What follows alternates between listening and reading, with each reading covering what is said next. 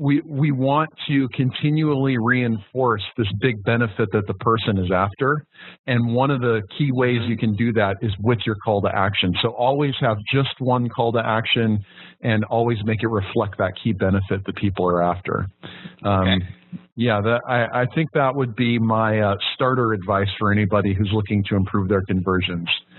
Welcome to the Magnificent Marketing Podcast, where we interview the top marketing experts in the world and keep you up to date on all the changes and best practices to help you grow your business and stay on the cutting edge. Welcome to the show. Hello, everyone. I'm here today with Liston Witherill, and Liston is the CEO of GoodFunnel, and he wants to teach every business how to sell more effectively. He's a conversion optimization and copywriting expert, and he's obsessed with understanding how and why customers buy. He's worked with big companies and small, shit, I messed that up. I'm going to start over, Liston. Hello, everyone. I'm here today with, Hello, everyone. I'm here today with Liston Witherill. Liston is the CEO of GoodFunnel, and he wants to teach every business how to sell more effectively. He's a conversion optimization and copywriting expert, and he's obsessed with understanding how and why customers buy. He's worked with companies big and small, and unlike other marketers, he gets real results for clients. Liston lives in Portland, Oregon with his wife, dog, and cat, and when he's not on a computer, he's hiking, lifting weights, or making music. And today, we are going to be talking about best copywriting practices that convert for email, ads, and landing pages. Liston, how are you doing today? I am fantastic, Dave. Thank you for having me here. I'm really excited. Yeah, absolutely. I'm super excited to talk to you. Conversion optimization. It's always important, something to keep an eye on with our company specifically, but it's even more of a focus as we keep learning bigger and better ways to doing things. And as we all know, website sales are about traffic and conversions. So very excited to hear what you had to say. You seem like you're one of the very best in the business. So we'll dig right in here. And we're going to be talking about strategy for emails, ads, and landing pages, each individually. But as we go along, Liston, feel free to let us know any methodology or tactics that will apply to all of them. But we'll go ahead and start with landing pages. I would love for you to walk us through just from top to bottom on how to craft the best converting messages here. Sure. So really, everything we do all starts with the customer, right? You know, whatever we put in front of someone, that matters, of course, but who it's in front of matters more, right? That's the starting position is who's going to see this? What do they care about? Where are they in their process of making a decision? All these kinds of questions. So usually with a landing page, people are hitting that page either from an ad or, through an email, something like that. And so the first thing that I want everybody to think about, and this is the biggest mistake we see, is when someone clicks on the thing, whether it's the ad or an email or a page on your website, in order to get to that landing page, there's a context that's already set up in that person's mind. So we want to make sure that the landing page is reflective of that context. So for you, Dave, let's give an example. You're a marketing agency and you may be, maybe you have a landing page about Facebook ads, and your promise is, learn the 5 things you need to know to get started on your Facebook advertising campaign. We would want to make sure that the headline of that page reinforces that idea. We're going to give people the keys to starting their Facebook campaign. And so that's the first thing, is make sure the headline reflects the intent of why the person is there in the first place, and starts to message on that key thing that they're after, right? So we want to make sure that the headline reinforces the context. We want social proof on that landing page always. So one of the challenges with selling online and selling in general is that people need reassurance that they can trust you and that you're credible. One of the fastest ways to do that is to get third-party verification. What I mean by that is testimonials, people who are not you talking about how great you are, We could also show your past results, right? What you've actually done and can prove empirically through numbers, or even who you've worked with is another common way that we would show social proof. So go ahead, Dave. Listen, do you mind if I ask you questions as you go along here? Not at all. I can't see your hand in the air, so yeah, feel free to fire away. It's raised. It's raised. Okay, on the social proof testimonials that you have on there, and we've studied tons and tons of landing pages, and sometimes you get just conflicting answers and advice. So when we're talking about that, do you, because you could obviously like embed your Yelp or your Google reviews, or you could just put like a static, you could pull from one of those and put the picture and the name and the person and all that. Do you encourage, like, which way are in your advice, in your opinion, should we go? Do you do it where they can click and then like see, your Google reviews open up like in a new tab, or is it just like a static message that you want to have on there so they can't click out of there? Yeah, great question. And I have an answer for you, but let me just jump back to one other thing you said, which is that you've seen conflicting advice. So one thing I do want to stress here is that there's no universal do this and you'll do better with conversions. And the reason is that every customer and every business is a little bit different. And so what I can share with you, and I'm sure you would attest to this, is I can share with you things that are likely to do better than you have now, but I can't guarantee that those are going to get you the result you're after. No, so yeah, it's fair enough. To your question, best practice is to keep people on that landing page. We don't want to give them any opportunity to leave. So best for a true landing page where we want someone to do just one thing, and usually that's fill out a form of some sort, right? Put in your email address, create, fill out a contact form, whatever it is. So we don't even want the navigation. We don't want a footer on that page. The only action we want people to be able to take on that page is to fill out the form, do the thing we want them to do. So to your point, if you want to show your Google reviews or your Yelp reviews, that's totally fine. Just don't let people go off of that page in order to dig more. Make them Google it themselves. Because what we really want them to do is take that step closer to the sale. Okay, so now would you suggest, like, say a company has like 100 or 50 or even 25 Yelp or Google reviews, would you put that tag on there and then just highlight one of the people who said something really great? Yeah, I would recommend a maximum of like 3 to 5 testimonials on a page, just because the chances are people aren't going to read it. But if you have 1,000 testimonials, right, you can say we have X number of 5-star reviews on Yelp. Here's a few of our favorites, and then show those. Okay. All right. Go ahead and continue. That answers my question, hopefully for others as well. Yeah, the other thing I would recommend is your call to action, the button, the thing you want people to actually click in order to take action should be reflective of the promise. So going back to my example, if the promise is, learn 5 ways to get started with your Facebook campaigns, the call to action could be, help me get started with my Facebook campaigns. We want to continually reinforce this big benefit that the person is after. And one of the key ways you can do that is with your call to action. So always have just one call to action and always make it reflect that key benefit that people are after. Yeah, I think that would be my starter advice for anybody who's looking to improve their conversions. Okay.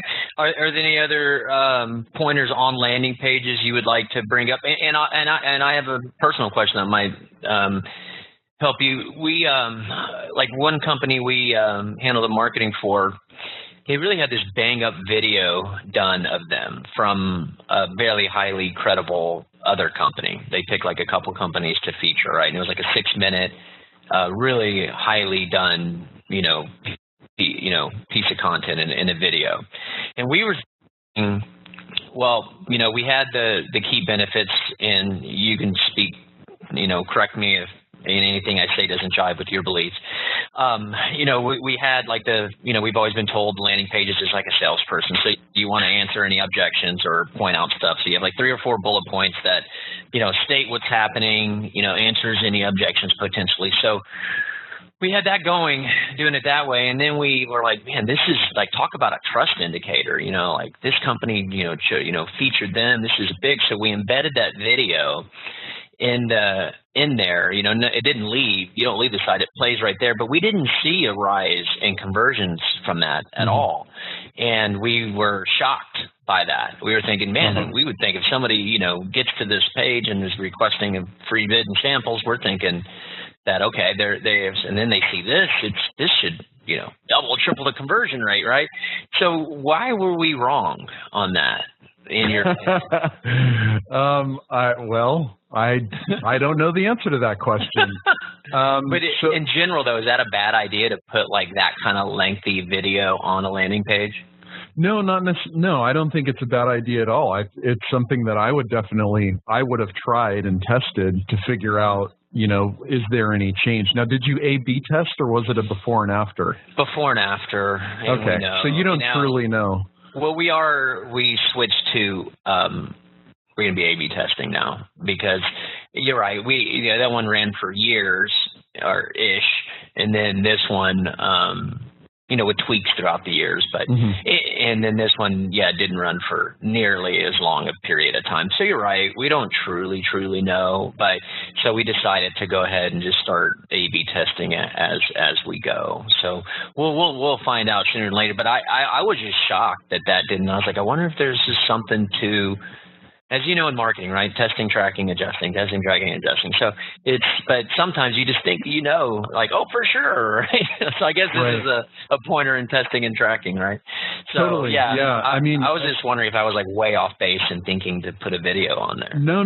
And I've done landing pages I've done internally also. What I find is that videos often increase the length of time people spend on the page. They don't actually watch them that much.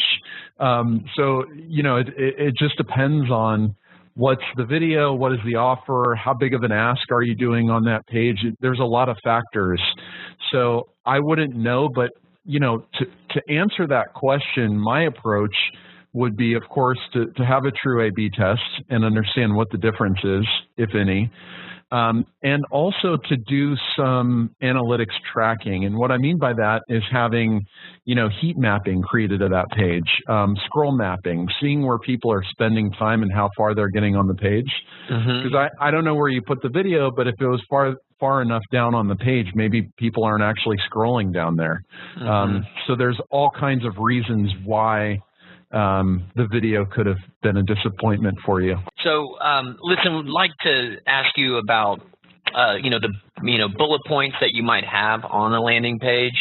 Are they to like answer objections or state positives about the company? What's your opinion there?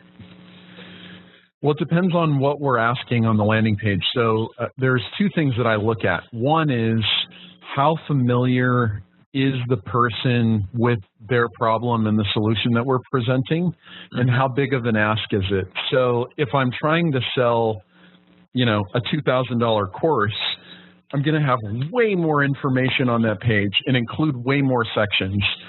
If the ask is, give me your email address so you can download my lead magnet, my ebook, or get my email course or something like that, there's going to be far less information on that page. Okay. So in the latter case, which is, I'm guessing most uses that you're seeing, is that fair to say? So what I would have is kind of headline, subhead, key benefits, who the thing is for, right? So clearly articulate who this is for, what are they feeling, and what benefits does this convey to that person, some social proof. And if you feel the need to answer a few objections, you can put those in the form of kind of like a question answer, like a frequently asked questions section. And then obviously the call to action. I usually what I'm find is that is more than sufficient to get an email address. Okay. No, that makes sense. So for really low consideration, low asks, you can have less info because it's pretty straightforward, and the Right. bigger the ask, then you can start putting a little bit more information. And when you say more information, above the fold needs to be, in your opinion, what, and below might be like Q&As. Can you help, help people visualize that? Yeah, I mean, well, if we're talking about kind of a classic sales page, those can be 10,000 words easily. So there's no above or below the fold. It's more like a scroll in the classical sense. Yeah, no, I mean, if we're talking about a shorter page, yeah, above the fold, I would have the headline, subhead, and then a form that people can fill out. And below the fold, everything else I already mentioned. And if it were kind of a longer page, I would probably lead more with pain and main questions people are asking. So, you've seen the style of, do you feel or are you experiencing blank? And that's a good way to lead into a longer page to hook someone's interest first and then continue to move through the process. Okay, very cool. Now, I saw you write about customer reviews actually being a good place to get some copywriting ideas for landing pages. And then you also talk a bit about your STOR analysis, your STOR analysis. Can you touch on these things for us? Yeah, absolutely. So, it's very hard to tell people exactly which copy is going to give them the best conversion. So when we think, and the reason we talk about copy, of course, is there's a few factors in how you convert. One is who you're talking to, where they're coming from, how much they know about you.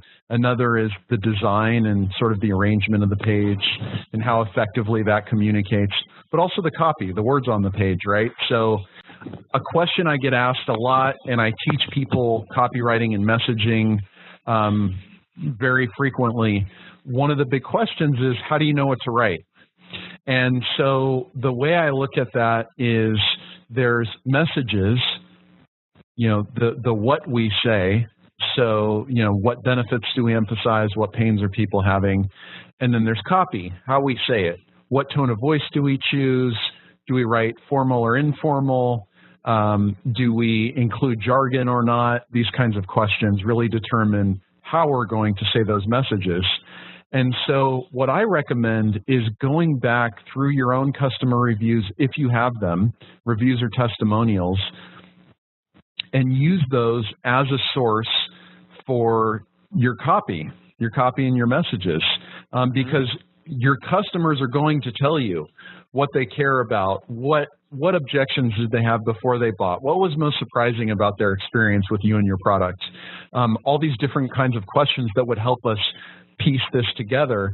And so what we've created, because I think, let's say you've been in business for 10 years or 20 years, you're going to have hundreds or thousands or tens of thousands of these to go through, right? So you have to have a way to structure that data. And so the way we do it is what we call STOR analysis, like you mentioned, STOR.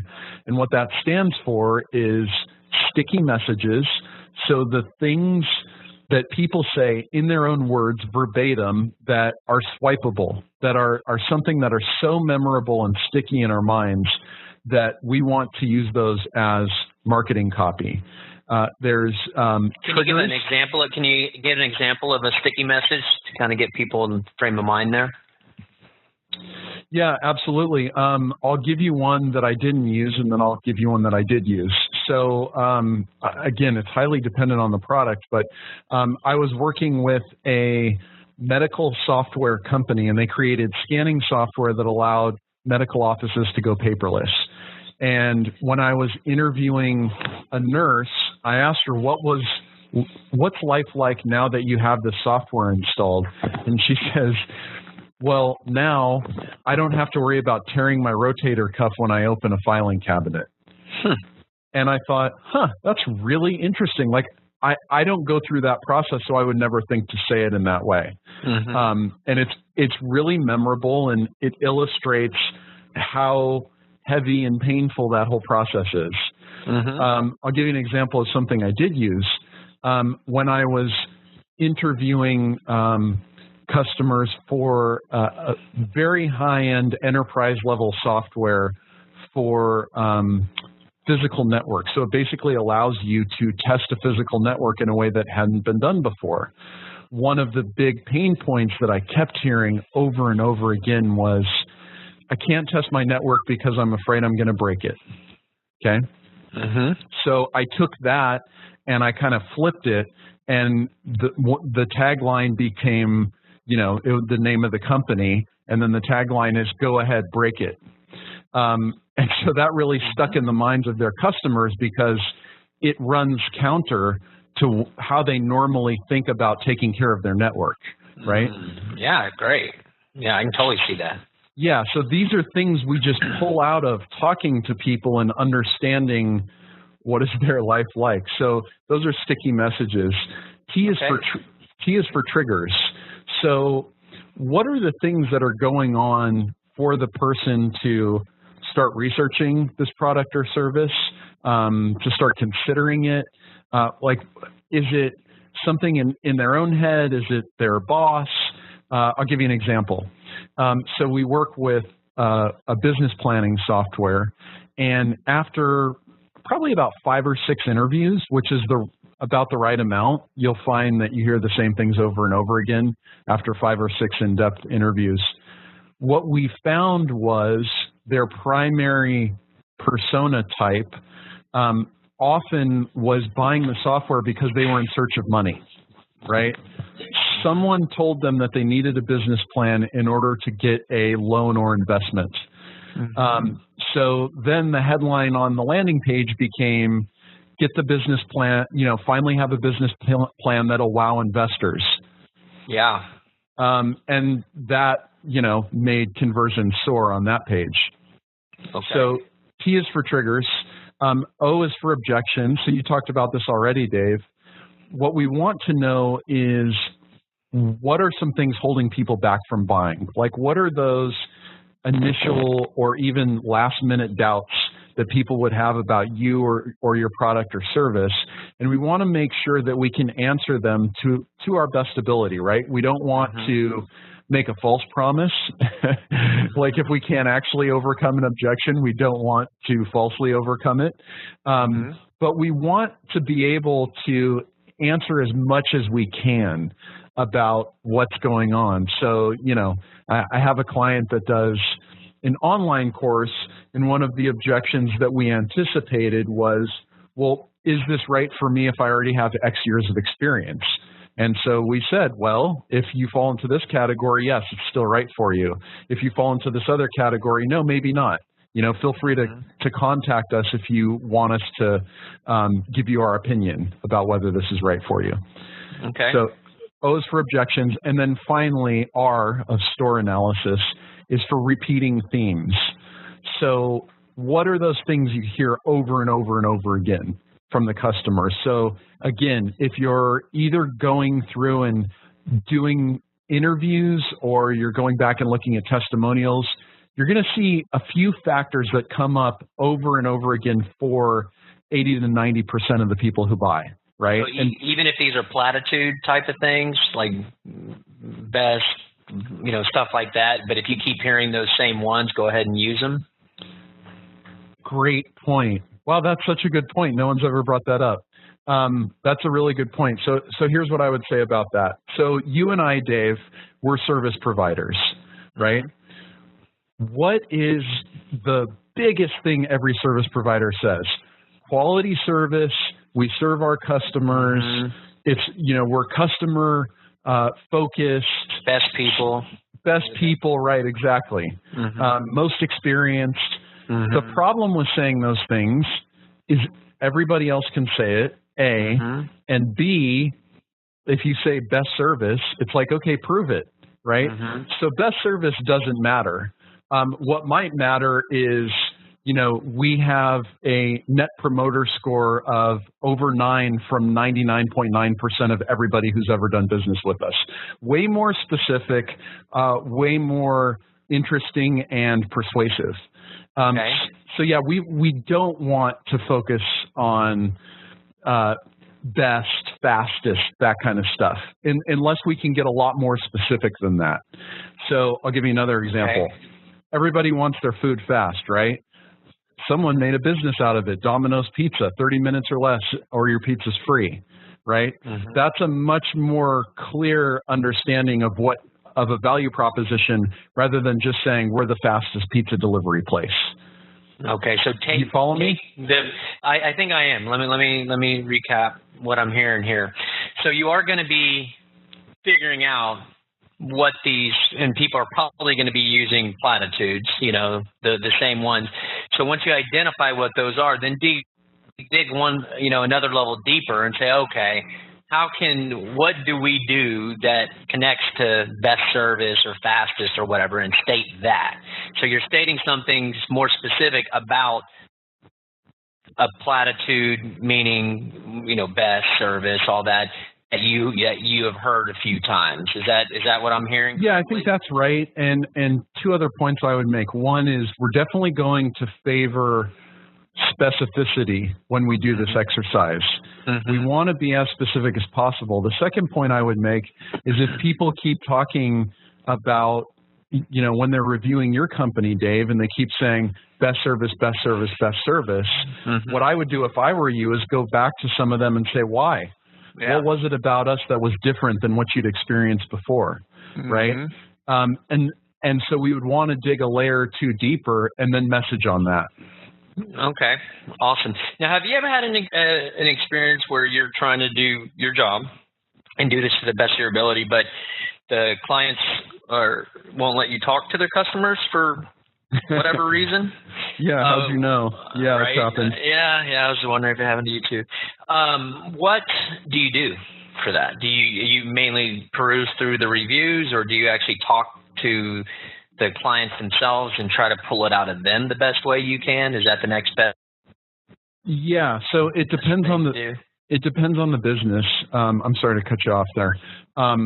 If it's a business where people have a very sensitive customer base, or let's say they exclusively work with people in the C-suite, those folks don't want to talk to me, right?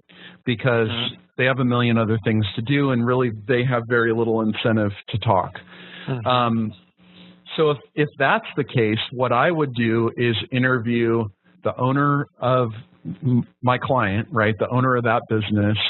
I would interview someone in sales, and I would interview someone in support if it's a software company or kind of a service business with a lot of support tickets, and understand from them, what do people care about before, during, and after the sale? What causes people to cancel, right? These are questions we can get at. Another thing we can do is survey customers. But I'll also tell you, if it's a business where I believe that we could talk to customers without damaging anyone's reputation or creating a huge inconvenience for anyone, I would really want to know why, and potentially not even work with that client, because it would tell me that they're not as committed to getting to the answer, at least in the way that we think is the best way to get to the answer, as they need to be to have a successful engagement. So we would even consider just saying, you should talk to someone else who's willing to move forward without talking to any of your customers or doing any homework, because we just don't think you can do well without that.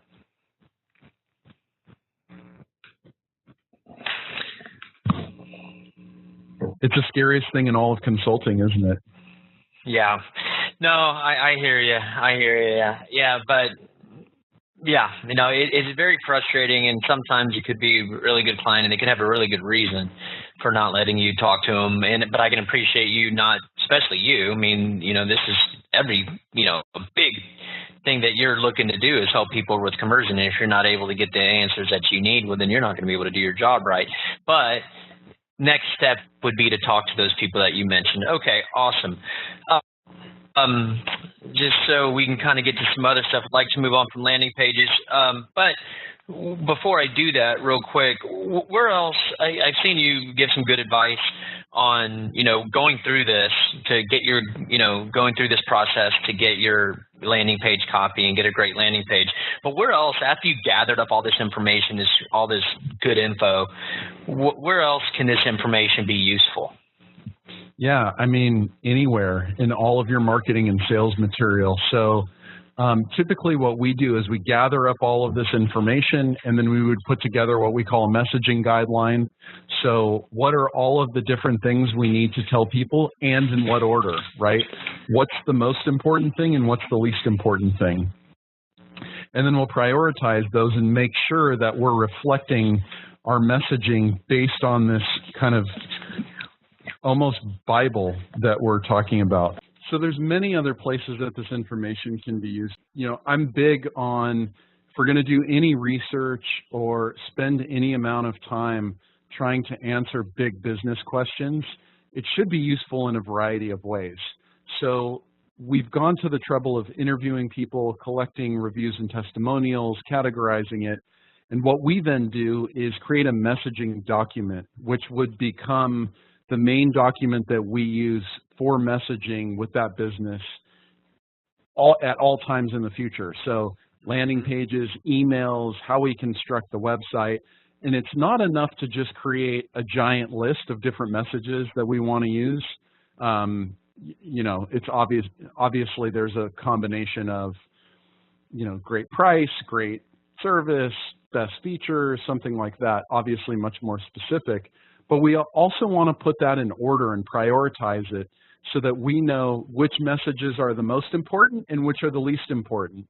So on shorter pages, you're only going to have a few messages, right? And so we know we can select from the top of that list in order to do well, and also make sure that our messages are consistent through our emails, our website, our landing pages, our ads, wherever we're showing this stuff. So it can really be used anywhere. It's not just landing pages. The key questions we're trying to answer is sort of universally, what is the process and decision-making criteria for your buyers? So yeah, you can use it everywhere. Sorry. That's awesome. Do you have, I mean, is this something, a blog that you've written to show what you've, to show how you create like that one-sheeter of the messaging? Do you have anything like that to point people to? We don't. We're actually working on a course to teach people how to do this, but I would recommend that people can go to the buyerinsightscourse.com, just how it sounds, buyerinsightscourse.com. And I have 5 email course that'll kind of walk you through the process of why to collect this stuff, what to collect, and kind of get closer to it for yourself. Wonderful. Awesome. Okay. Yeah, and that's some great advice. Listen, I'm glad I asked that question because you made some really, really powerful points that, hey, we're not just talking, we're talking about messaging, and landing pages is just one place to message. But you have your ads, you know, to drive people to that landing page, and you're going to be using some of the techniques for your call to action ads and then retargeted banner ads and whatnot. So really, really appreciate that advice. Now moving on to emails. I've seen you speak a lot on the importance of the opening line. And I don't think you mean the header. I think you mean, well, I'll let you explain. Why don't you talk about that for a little bit? Well, so we look at email as, you know, a set of elements that each has a job to do, right? So your from name should have some sort of credibility or recognition built into it. The subject line should entice people to open the email. And then once they're in there, we want them to read the whole thing, ideally, or take an action. And so that first sentence is really crucial. And what we want to do is pique someone's interest. And so there's a variety of ways to do that. Obviously, you know, surprise, appealing to their own self-interest, you know, all these different kinds of ways to get them into the email and read through it. Ideally, I prefer to have a little bit of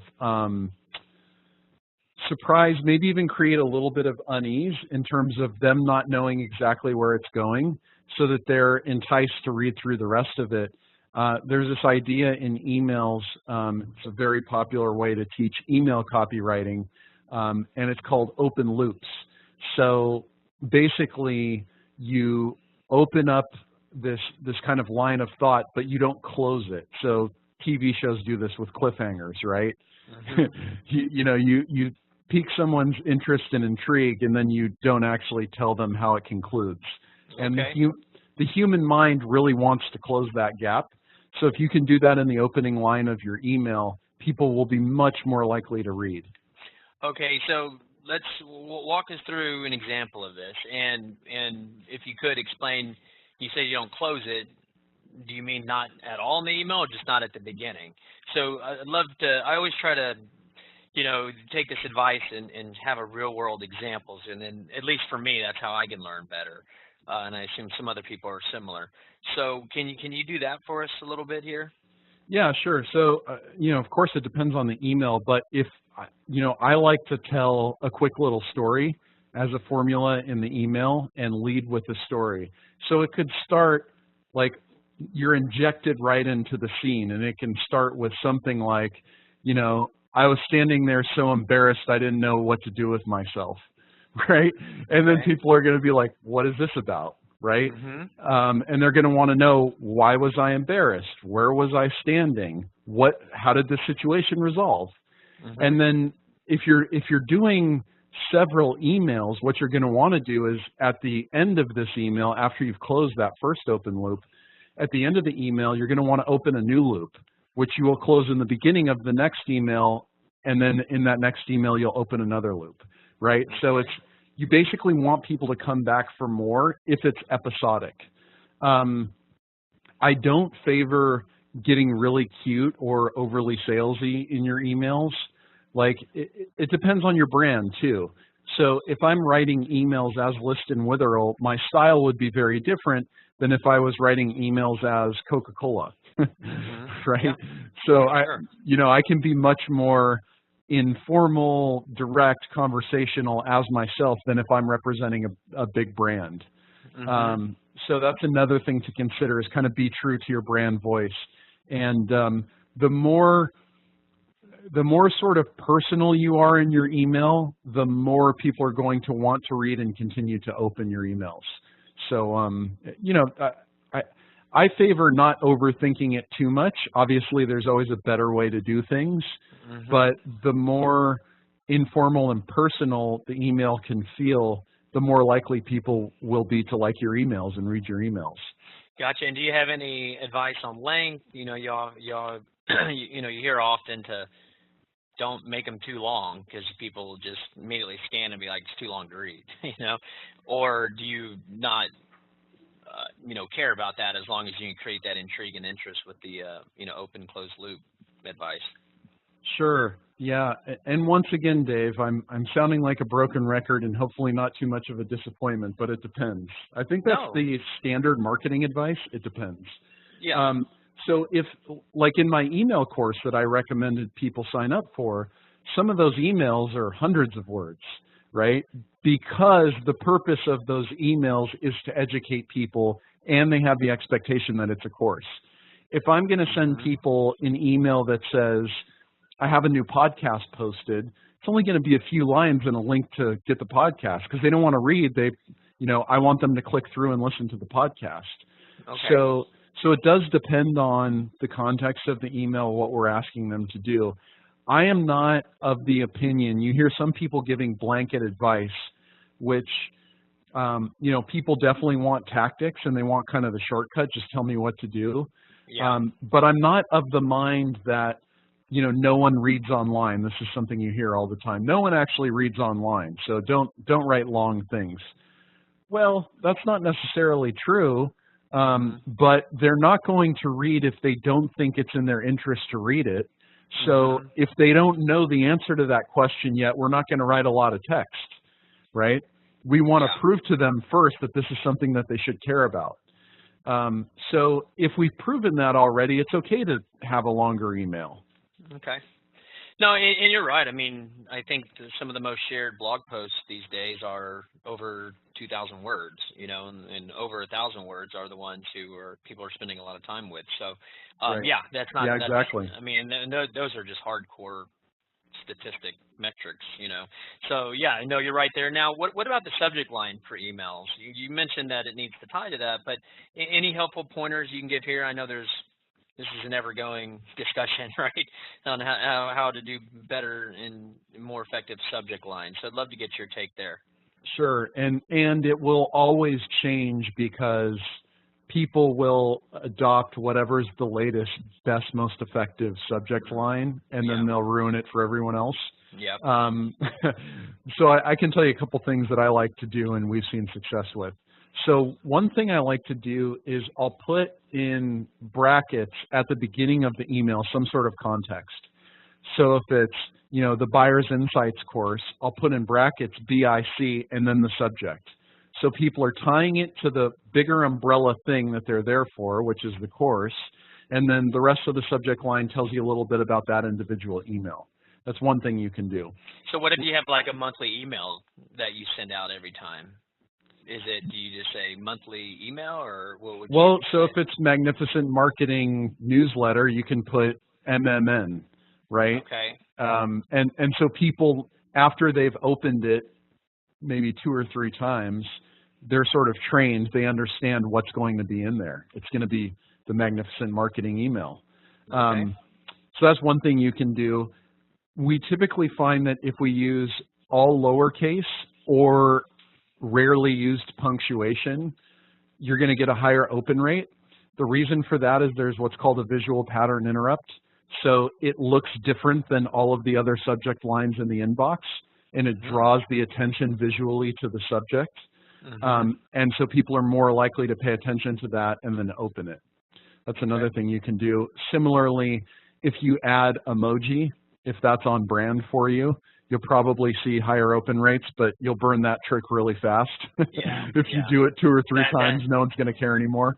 And that's the thing you're talking about new ways of doing things that people are going to ruin, and we're in the midst of that one right now, I think. Yeah, and Dave, like so many other things, if you're creating something that's truly useful, informative, valuable, entertaining, if there's some really distinct benefit to the person, they're going to open your email. And so that's going to be the best long-term marketing, not any of these tricks that I'm mentioning, although they do help, and they do help you get your foot in the door initially. Okay, and what about the length of those subject lines? Does that matter to you at all?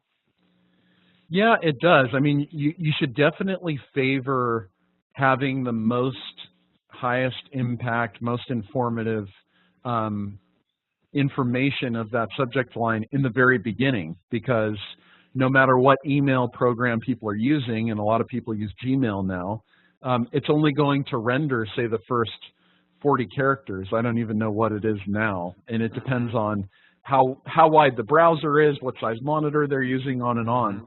But you can be assured that about the first 5 words will make it onto the screen, and so you want to focus your attention there. Okay. Now, in those first 5 words, like Magnificent Marketing Newsletter, you do MNN with brackets.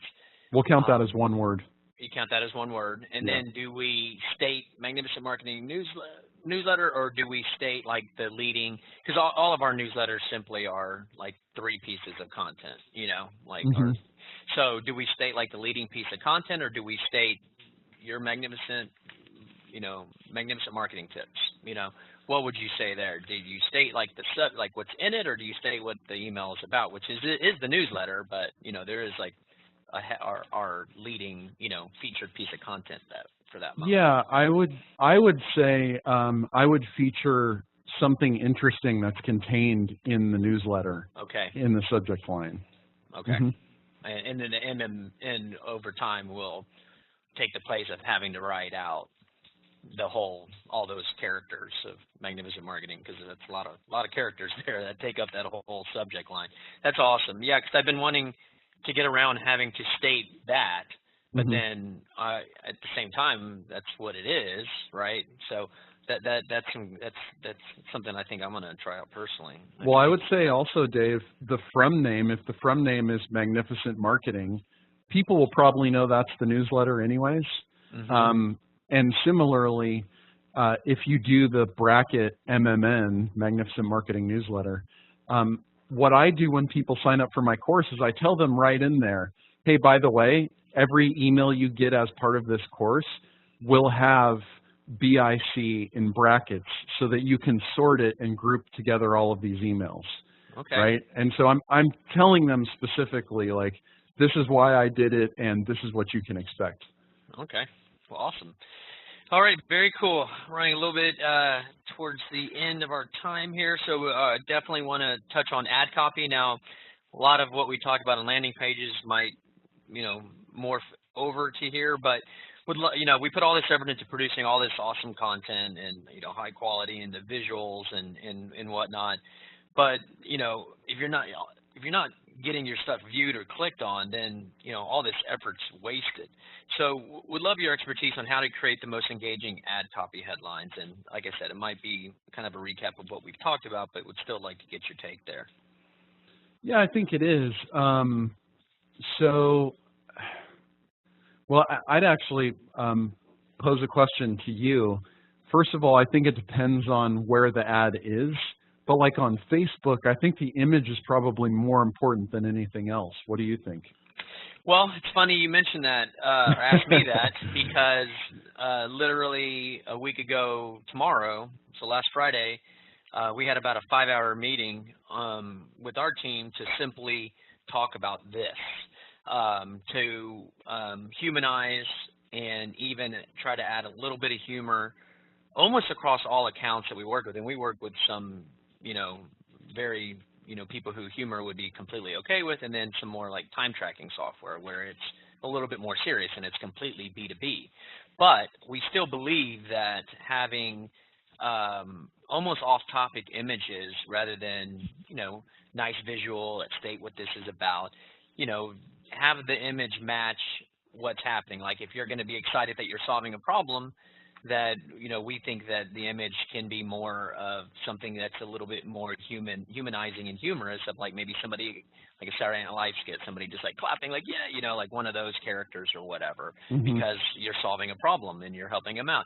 So we think those, the idea needs to be connected. But yes, we 100%, because that's where we spent the majority of our time. But then we also did talk about making sure the ad copy was written more humanizing and everything. But we all definitely spent more time thinking through the images, because we all do believe that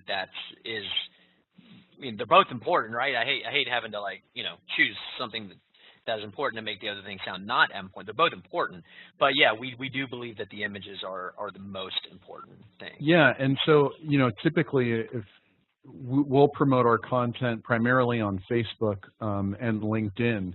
And so on Facebook, the headline should really be grabbing, but it should also feel fairly familiar, because, when people go to a social network, they're there to interact with friends. So you don't want to be stuffy and formal. You want to be familiar and talk to them in a way that their friend might. Right? Yeah, exactly. Yeah. Exactly. I'm glad you're saying that, because you're validating a complete turn of our ship effort that we're going forward with right now.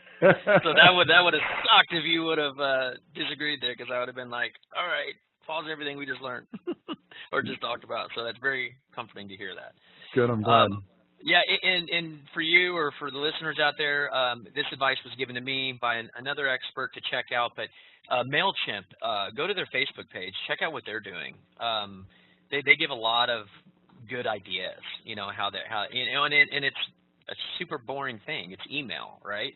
It's nothing exciting. It's not like, they're, a band or an event center or any, something like super cool, or even like Yeti coolers, they're not anything like that. They're emails. It's kind of boring, but they're not boring. Their marketing is absolutely the opposite of boring. It's awesome. So if by looking at them, you can give you some ideas, incorporating into your own the ad copy and the images and everything. So that might be a good thing for all of us to continue to check out their top of the line there. So basically the ad copy, you're saying just, the top part, and when we say headline image, that's actually the bottom of the ad. That's literally called the headline. You're talking about the text up top right, that you kind of make it engaging and then have it connect, make the image. And you don't want to add too much hyperbole, but some, I guess, right? Yeah, I've seen longer descriptions work, but usually that'll work better if you're retargeting or if you have a very, very focused positioning. So let's say you're just working with, dentists, right? And you're doing something very specific for them. Longer copy could convert there because it's speaking to them specifically, and assuming you know how to target them, it's fine. But yeah, as a general rule, like you mentioned MailChimp. Now I'm on their Facebook page, kind of trying to figure out what they're doing. Thank you for that recommendation. Yeah. And I noticed that both the ad text and the headline are always pretty short. It's, 1 or 2 sentences and 3 to 5 words for the headline. They do mix it up a little bit. Some of it's just like you mentioned, some of it's a little bit longer, but the headline is always more straight. The bottom part of it is more straightforward. Hey, what this is about. Right. And the top part's more of the engaging, and you have your creativity and your humanizing opportunities there. And then to us, that just made so much sense, right? Be human, because then you get to do both. Because when you're ad copywriting, it's as you know probably more than anyone, it's an art and a science, and you want to be humanizing, you want to be humorous possibly, you want to tap into that emotion, I say humor, I mean emotion, it could be humor, it could be but emotion. You want to tap into emotion, but then you also want to tell people what this is literally about. So that's the opportunity to do that, is up top, write something really cool and, emotionally engaging, have the image touch on that, and then below that you kind of state what it's all about. Is that kind of a formula that you follow? Absolutely. And adhere to? Yep. Okay. Yeah. We're putting a ton of emphasis. It's funny that you asked me that, because it's like priority number one to kind of just go along with conversions. Now, what about before I let you go? Are there still any timeless trigger words out there that do work? You mentioned some stuff about emails, some stuff comes and goes, but what about like free gifts, discount offers, sample stuff? Is there stuff like that that's still in your, in your expertise that you see still working? That's just like a timeless thing, like these words are going to work. Anything like that? So, all right. So I guess the question is, does someone just care about getting a conversion no matter what? Or, are they trying to build a long-term brand? Because we can use tricks to get people to do something one time. It's much harder to get them to be repeat buyers. So I think, Dave, I'm going to say if someone wants that kind of information, they can definitely Google it and find some great lists and find things like shocking, surprising, finally, devastating, right? Destroy. Free. Things that are, sort of at the top end, like so highly emotionally charged, like the best or the worst kind of thing. But to me, that's not the most important thing. The most important thing is first and foremost understanding your buyer. So I would focus there. Okay.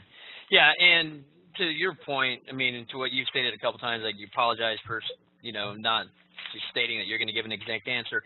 I would just say, from my point of view and listeners, that just gives you a lot more credibility and a lot more respect from my end as well, because if you were stating like, this is what you need to do and that's what you need to do, it wouldn't be very genuine. So I really do appreciate your openness in speaking that way. And and you make a great point here. Yeah, there are certain words that you can use to get something one time, but the one time isn't what any of us necessarily are looking for. So yeah, that's a great point. So you can look for them, but it's more about being contextually correct. So, all right, awesome. Well, listen, there's some other things I wanted to talk to you about. I think we're about out of time, so we'll have to just schedule another time here. Been a pleasure getting your expertise out there to the world, and really appreciate your time. Thank you. Oh, before I let you go, tell everybody how they can continue to learn from you. Yeah, sure. So like I mentioned earlier, if you want to learn more about understanding your buyer and kind of how and what to do, go to buyerinsightscourse.com, or you can just email me directly, liston@goodfunnel.co, and that's my company website, goodfunnel.co. Okay, and I believe your Twitter handle is LAW4, is that correct?